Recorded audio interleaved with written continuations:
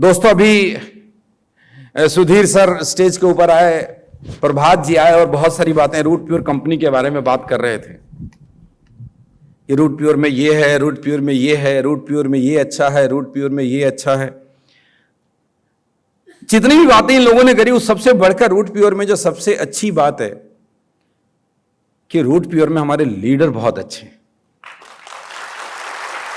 और root pure में आप बहुत अच्छे हैं।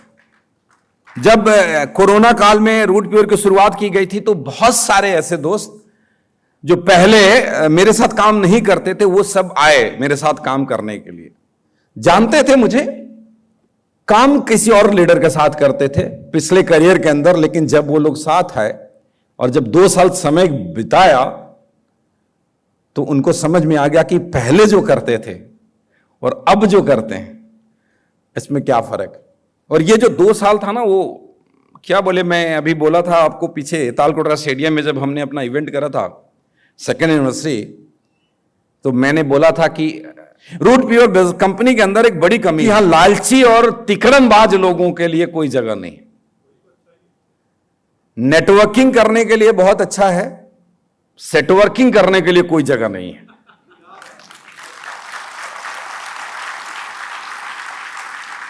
जिनको जो बिजनेस के रूप में देखते हैं, जिनको सिर्फ मॉनेटरी बेनिफिट के रूप में देखते हैं, वो शायद हमारे साथ लंबे नहीं चल पाएंगे। लेकिन जो एक मिशन के रूप में देखते हैं, जो मिशन हमने उठाया है कि हिंदुस्तान में जन जन तक, घर घर तक एक स्वस्थ और समृद्ध भारत का निर्माण करना है, जो मिशन के साथ काम करेंगे उनके लिए रूट प्योर बहुत अच्छा।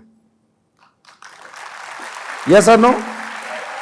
और अब दोस्तों, मैं रूट प्योर से पहले बात करूंगा इस इंडस्ट्री की, क्योंकि हम कुछ भी करते हैं तो जिस इंडस्ट्री में हम काम कर रहे हैं, अगर उस इंडस्ट्री में पोटेंशियल नहीं है तो किसी कंपनी में पोटेंशियल नहीं हो सकता। हाँ या ना? जिस देश में पोटेंशियल नहीं है, उस देश के अंदर किसी कंपनी में पोटेंशियल नहीं हो सकता। तो एक बात तो बड़ा क्लियर है कि हम लोग जिस देश में रहते हैं, फॉर्चुनेटली हम जहां पे रहते हैं, जहां पे हम पैदा हुए, जहां पे हम ग्रो किए, जहां पे हम काम धंधा रोजगार व्यापार करते हैं, उस देश के अंदर बहुत पोटेंशियल है। इसमें कोई डाउट है? दुनिया में बहुत तेजी से डेवलप करने वाली कंट्री है Hindustan. And personally I feel proud to be an Indian. और आप सभी भी प्राउड फील करते होंगे ना? अब हम सब लोग इस देश के अंदर हैं और इस देश में हजारों तरीके के कारोबार हैं, हजारों तरीके के सेक्टर हैं और लोग कोई ना कोई काम करते हैं अपनी जीविका को उपार्जन करने के लिए। मैं भी कुछ करता था, विशेष जी भी कुछ करते थे, सुधीर जी भी कुछ करते थे, रंजीत जी भी कुछ करते थे, आप भी कुछ करते रहे होंगे या कुछ कर रहे होंगे। हर एक आदमी कुछ ना कुछ करता है अपने घर को चलाने के लिए। राइट और रॉन्ग? यस और नो? अगर कोई चोरी करता है तो उसको कुछ करना नहीं बोलते। बाकी ईमानदारी से, मेहनत से अगर कोई मजदूरी करता है, कोई व्यापार करता है, कोई नौकरी करता है तो सब कुछ अच्छा है। लेकिन उसके बावजूद भी एक चीज को छोड़कर या एक चीज को करते हुए कोई डायरेक्ट सेलिंग में आता है और कुछ दिनों के बाद सब कुछ छोड़ छाड़ कर डायरेक्ट सेलिंग करता है, तो इस इंडस्ट्री में कितना दम होगा मेरे दोस्त। मुझे लगता है आप लोग ठीक से समझे नहीं, जरा समझिएगा।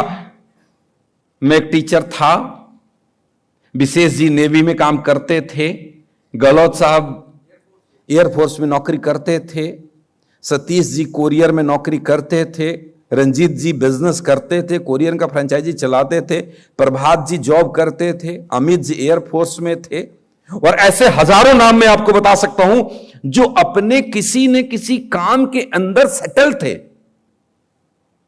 वो लोग हैंड टू माउथ नहीं थे। आप समझिएगा मेरी बातों को जो मैं समझाने की कोशिश कर रहा हूं, जहां मैं आपको लेकर के आना चाहता हूं, बहुत गंभीरता से समझने की कोशिश करिएगा कि इनमें से कोई भी व्यक्ति हैंड टू माउथ नहीं था। कोई भी ऐसा आदमी नहीं था जिसको रोटी के लाने पड़े थे।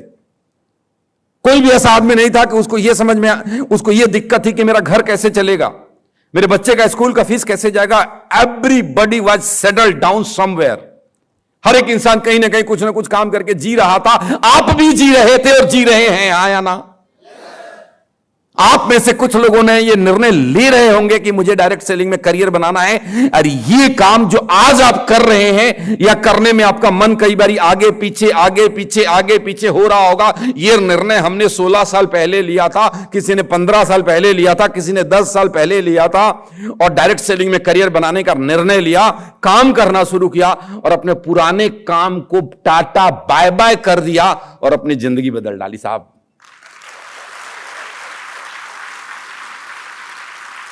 तो मैं आपको इतने सारे एग्जाम्पल आपको इसलिए दिया कि पतीले के अंदर से 4 चावल निकाल करके ऐसे दबा दोगे तो समझ में आ जाएगा कि चावल बनकर तैयार हो गया या कच्चा है।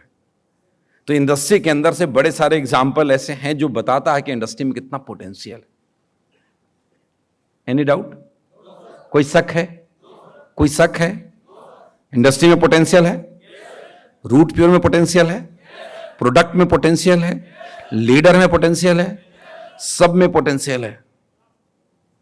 लेकिन बावजूद उसके एक सच और भी है कि जब हम, ये दुनिया इतनी बेरहम है कि जब हम किसी के सामने जाकर के डायरेक्ट सेलिंग बिजनेस के बारे में बात करते हैं तो उसका पहला रिएक्शन ऐसे आता है कि हम पता नहीं क्या है। यह भी एक सच है, सच है। मैं ना उस सब चीजों से पर्दाफाश करने वाला हूं। यह सच है ना? यह सच है कि डायरेक्ट सेलिंग से लोगों की जिंदगी बदली है, बदलती है, बदल रही है, बदलती रहेगी। लेकिन यह भी सच है कि बहुत सारे लोग आपको मिलेंगे जो बोलेंगे कि डायरेक्ट सेलिंग से लोग बर्बाद हो जाते हैं। क्या आपको ऐसा कहने वाला कोई मिला?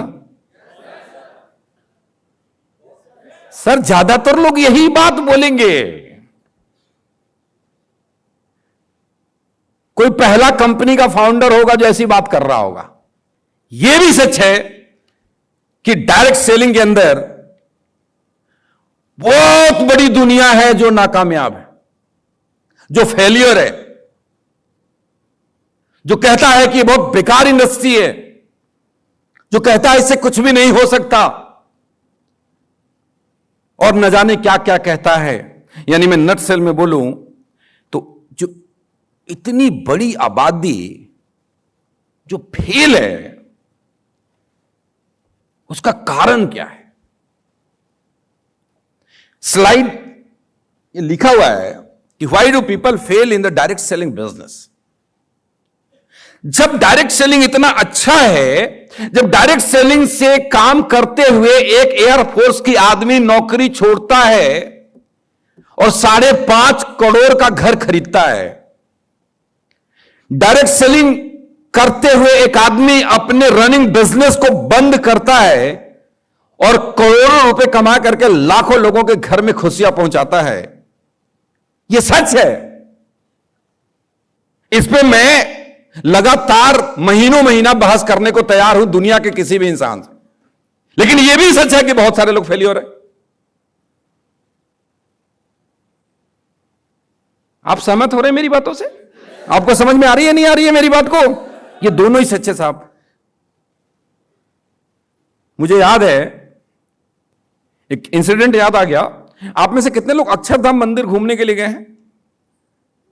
बहुत सारे लोग गए हैं। तो अक्षरधाम मंदिर जब घूमने जाते हैं ना तो उसमें शोज दिखाते हैं कई सारे। तो एक ऐसा शो है जिसमें वो उनके गुरुजी का पूरा लाइफ दिखाते हैं। तो उस लाइफ दिखाते दिखाते इफ यू रिमेंबर, तो एक जगह आता है कि जो हरिद्वार में गया, हरिद्वार के पुजारी से पूछते हैं कि लकड़ी पानी में तैर जाता है और लोहा पानी में डूब जाता है, लोहे को ऐसा क्या करना चाहिए कि पानी में ना डूबे? तो फिर जब वो घूमते घूमते दक्षिण भारत पहुंचते हैं तो एक जगह वो पुजारी मिलते हैं और यही प्रसंग चल रहा था गुरुजी का।